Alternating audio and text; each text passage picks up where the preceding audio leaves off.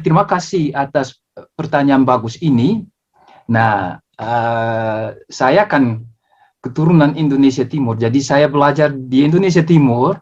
Kalau mau hidup lama, jadi mau menjadi 100, umurnya mau 100 tahun, sebaiknya bilang yang benar saja. Nah, ya, kalau tidak, saya harus ingat dulu, ya, oh kemarin saya bohong apa sebenarnya, saya sudah lupa. Jadi sebaiknya saya bilang yang benar saja. Menurut saya, ini berkait dengan strategi pengajaran si dosen. Kalau dosen, misalnya dosen sejarah yang di sini, mereka memakai adat Belanda yang kuno sekali. Jadi berdiri begini saja, bicara sangat pelan-pelan. Kuliah mereka sudah dituliskan semua. Jadi kalau kebetulan mahasiswa tidak ada, besok bisa dibaca semuanya. Kalau kuliah saya tidak tertulis, dan saya langsung bereaksi kalau ada pertanyaan. Kalau ada pertanyaan, khususnya kalau berkait dengan bahasa Indonesia, saya langsung bisa menjawab.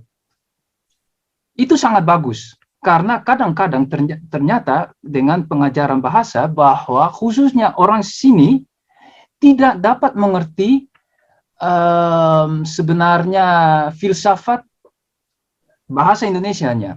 Kan mereka akan mencari sesuatu yang berkait dengan bahasa Belanda, itu tidak ada dalam bahasa Indonesia. Berarti saya harus bereaksi langsung untuk bilang, oh jangan dipikir begitu. Tapi kalau sudah direkam duluan, pertanyaan itu hilang. Jadi menurut saya itu kurang bagus. Tetapi untuk ilmu sejarah mungkin bagus. Karena itu topik yang lain sekali ya. Betul. Ya. Oke, terima kasih Dr. Aun atas penjelasannya. Sekarang kita ada satu pertanyaan dari Dian Pondika. Ya. Pertama-tama beliau mengucapkan bahasa Indonesianya Bapak bagus sekali, Pak. Kalau tidak salah, Bapak mengajar bahasa Indonesia. Kebetulan saya juga orang pengajar bahasa Indonesia untuk siswa asing. Nah, apakah pernah terjadi penurunan motivasi belajar siswa dalam belajar bahasa Indonesia selama pembelajaran online? Jika pernah, bagaimana cara meningkatkan motivasinya? Terkait motivasi ini, Dr. Aun. Oke, terima kasih. Ya, ini ini khusus berkait dengan pengajaran bahasa. Nah, masalah nomor satu, tetapi ini berkait dengan di sini di Belanda, ada satu istilah, kalau bahasa Inggrisnya language folklore, saya terjemah itu dengan istilah baru dalam bahasa Indonesia, saya sebut itu wija bahasa. Kan orang Indonesia suka kalau ada bahasa Sanskerta berarti hebat. Jadi saya Sanskertaskan itu. Jadi wija bahasa itulah pandangan orang terhadap satu bahasa yang tidak diketahui. Jadi misalnya saya tidak tahu bahasa Cina, tapi dalam pandangan saya bahasa Cina susah payah. Aduh, tak mungkin saya akan belajar itu. Susah. Orang Belanda berpendapat bahwa bahasa Indonesia, aduh, itu terlalu gampang. Terlalu mudah itu. Terlalu mudah, bilangnya 2 kali sudah jamak. Nah, pikiran begituan, itu sangat tidak baik. Saya perlu mengajar mahasiswa bahwa jangan berani pikir begitu. Tetapi kalau itu lewat internet, mahasiswa tidak takut dengan saya. Kalau saya bilang, jangan berani pikir begitu, ya mereka pikir apa saja, kan mereka ada di rumah. Tapi kalau ada di ruangan, saya langsung bisa berjalan ke sana untuk bertanya, tadi ibu bilang apa? Jangan pikir begitu. Jadi itu lebih langsung, dan saya juga bisa pura-pura saya tidak mengerti pertanyaannya. Jadi itu menurut saya itu lebih bagus. Kalau berkait dengan membahas tugas rumah, ya itu bagus lewat internet saja. Karena begitu, itu sebenarnya sejenis tanya jawab saja.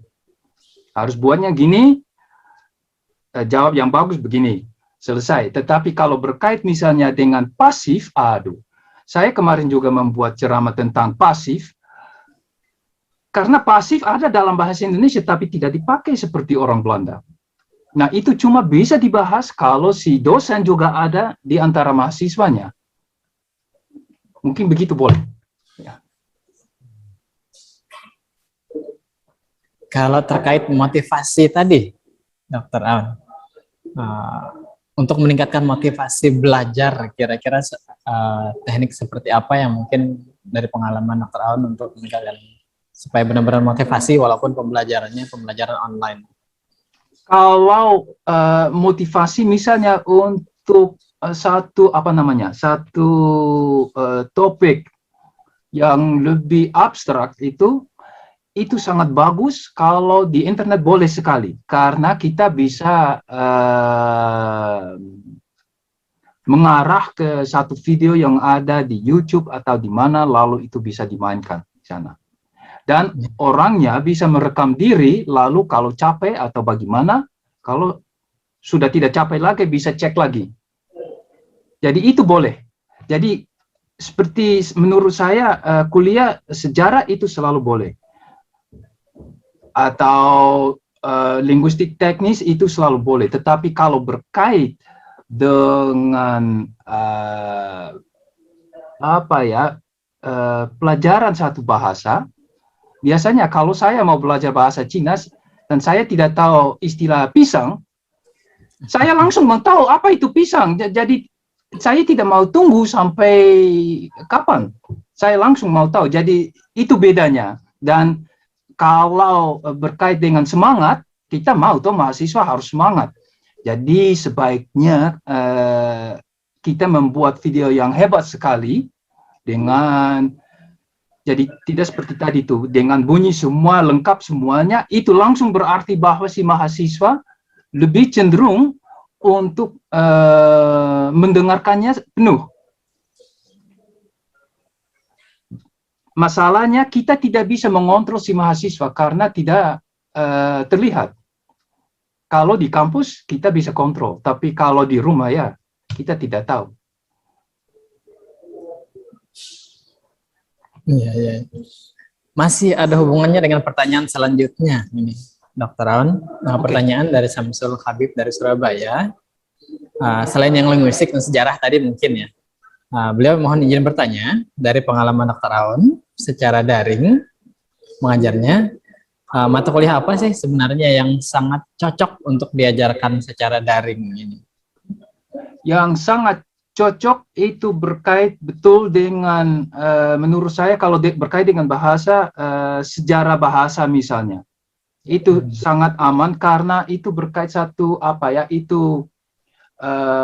data yang sudah selesai. Jadi kita juga bisa mengarah mereka ke tulisan buku macam-macam. Kalau misalnya berkait, itu tidak selalu betul, karena saya juga ada satu kuliah tradisi lisan, tempat mereka harus belajar merekam orang. Nah, saya menjadi tukang cerita di situ, jadi mereka, si mahasiswa harus merekam saya. Tapi mereka tidak belajar bagaimana. Jadi biasanya saya harus diundang dulu, jadi mereka harus mengundang saya, cara Indonesia harus mengundang saya harus ditempatkan di sudut, lalu harus ada kamera macam-macam, mereka harus atur semua, terus saya seperti anak desa, saya main dulu dengan mikrofon, dengan kamera, terus saya mau keluar, wah saya ke pantai dulu lah, sorry. Jadi mereka harus belajar dulu bagaimana membuat ini, dan itu juga semua direkam untuk orang yang di luar, atau yang ada di rumah, mereka langsung bisa melihat bahwa, aduh, jangan begini, kan orangnya masih bisa keluar ke sana. Ternyata kemarin bahwa orang Indonesia bilang, kalau Pak Ona mau direkam, mana makanan dan minum ini? Tidak bawa makanan, kok orang Indonesia tanpa makanan, tak mungkin. Jadi itu sangat bagus untuk pengajaran daring, tetapi itu selalu berarti bahwa hubungan Wi-Fi harus hebat sekali dan alatnya harus bagus sekali, karena kalau tidak munculnya frustrasi saja itu. Gitu. Iya, iya, iya. Oke, intinya adalah kalau sifatnya kayak semacam deskriptif ya, Dr. Aun, bisa seperti sejarah bahasa dan lain-lain. Tapi ketika berkaitan dengan interaksi bahasa, mungkin akan lebih bagus ketika itu sifatnya adalah face-to-face learning. Dan yang menarik adalah makanannya tadi juga. Indonesia sekali. Kemudian ada satu lagi pertanyaan dari Dr. Ramli dari Universitas Borneo Tarakan, Pak Aun. Menurut Pak Aun, untuk survive atau untuk bertahan dalam pembelajaran online selama ini tidak hanya dari kecakapan dalam penggunaan media, tapi yang terpenting adalah kesiapan guru atau dosen yang mengajar dan juga minat belajar mahasiswa. Jadi kesiapan pengajar dan juga minat belajar si siswanya. Bagaimana suka dukanya Pak Aun untuk survive selama pembelajaran 2 tahun ini? Ya, survive-nya seperti apa? Terima kasih ini sebenarnya menjadi keluhan besar karena di sini di Belanda seperti saya sudah bilang tadi bulan Maret 20 kebetulan munculnya karantina. Jadi dari satu hari ke yang berikutnya tidak ada kuliah di kampus lagi. Langsung semuanya harus online.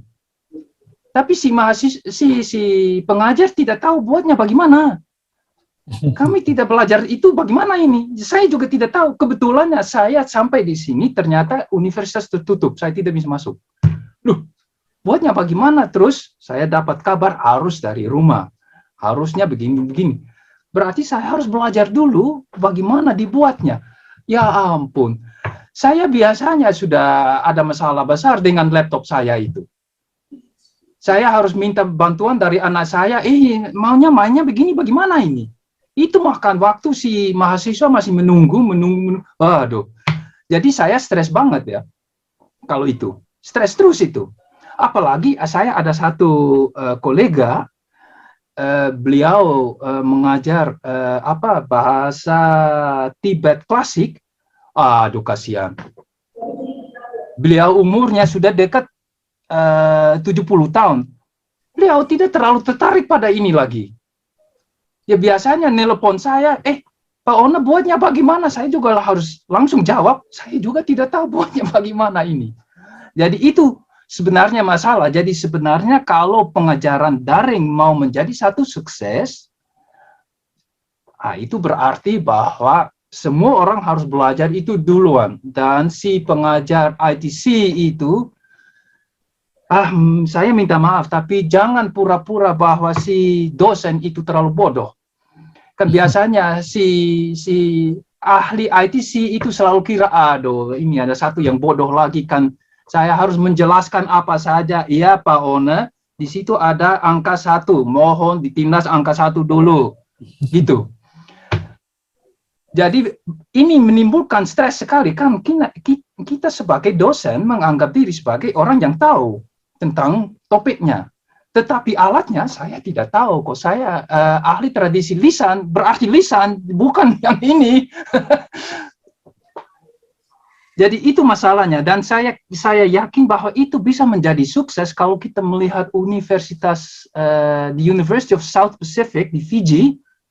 Ya, di sana Fiji, Tonga, Samoa itu pulau-pulau kecil semua. Tak mungkin kok ini satu universitas dari Samoa sampai New Caledonia. Fiji itu satu universitas, mana mungkin bahwa ada kuliah kampus. Tak mungkin. Jadi mereka selalu melalui pengajaran daring. Bagus. Di sana hebat. Tapi itu sudah berarti kalau saya mau melamar di sana, tak mungkin saya dapat kerja di sana. Kan saya sudah terlalu bodoh. Tak mungkin. Itunya. Ya. Jadi begitu ya, Sokodo kajian dan pengembangan diri otomatis berkaitan dengan penyesuaian dengan teknologi. Mungkin satu pertanyaan lagi, Dr. Aun, ya, karena waktunya agak terbatas. Ada pertanyaan terakhir mungkin ya. Pertanyaannya adalah teknik atau strategi apa yang sering Dr. Aun pakai ketika mengajar mahasiswa asing dalam belajar bahasa Indonesia?